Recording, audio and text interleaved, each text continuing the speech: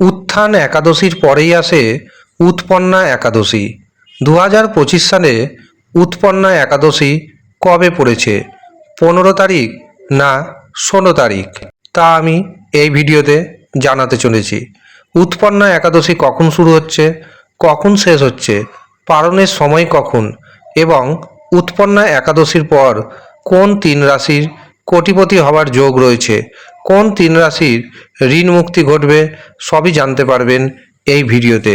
কাজেই ভিডিওটি প্রথম থেকে শেষ পর্যন্ত মনোযোগের সাথে দেখতে থাকুন। ধর্মীয় ধারণা অনুসারে একাদশীর দিন একাদশী দেবীর উৎপত্তি হয়।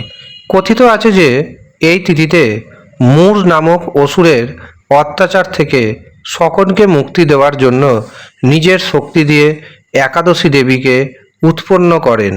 এরপর দেবী সেই অসুরের বধ করেন। তাই এই তিথিটি উৎপন্না একাদশী নামে পরিচিত। শাস্ত্র অনুযায়ী আপনি যদি এই একাদশী করেন তবে আপনার অসীম পুণ্য অর্জিত হবে। এই একাদশীর প্রভাবে সমস্ত পাপ নষ্ট হয় এবং মোক্ষ প্রাপ্তির রাস্তা পরিষ্কার হয়ে যায়।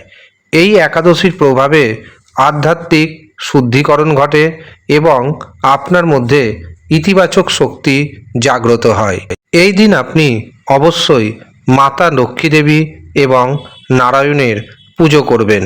উৎপন্না একাদশীতে নারায়ণের যদি পুজো করতে পারেন তবে আপনার পাপ নষ্ট হবে।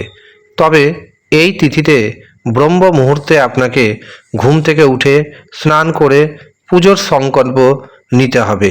নিয়ম মেনে পুজো করবেন। পুজোর শেষে বিষ্ণু সহস্র নাম অবশ্যই পাঠ করবেন। এমনকি দ্বাদশীর দিন সকাল সকাল স্নান করে পারণ ব্রত করবেন। পঞ্জিকা অনুযায়ী 15ই নভেম্বর মাঝরাত অর্থাৎ 12:49 এই একাদশী তিথি শুরু হবে এবং এই একাদশী তিথি শেষ হবে 16ই নভেম্বর ভোর 2:37। যেহেতু 15ই নভেম্বর উদয়া তিথি থাকছে, কাজেই এই দিন উৎপন্না একাদশীর ব্রত মান্যতা পাবে। 16ই নভেম্বর 2025 দুপুর 1:10 থেকে দুপুর 3:18 মধ্যে একাদশী ব্রতর পালন করতে হবে। উৎপন্না একাদশীর দিন থেকে 3 রাশির অর্থনৈতিক উন্নতি হতে চলেছে। এই 3 রাশির জাতক জাতিকাদের অর্থনৈতিক যেমন উন্নতি হবে, পাশাপাশি ভাগ্যের সাপোর্ট পাবেন। ব্যবসাতে উন্নতি হবে চোখে পড়ার মতো। শত্রুকে দমন করতে আপনি সক্ষম হবেন।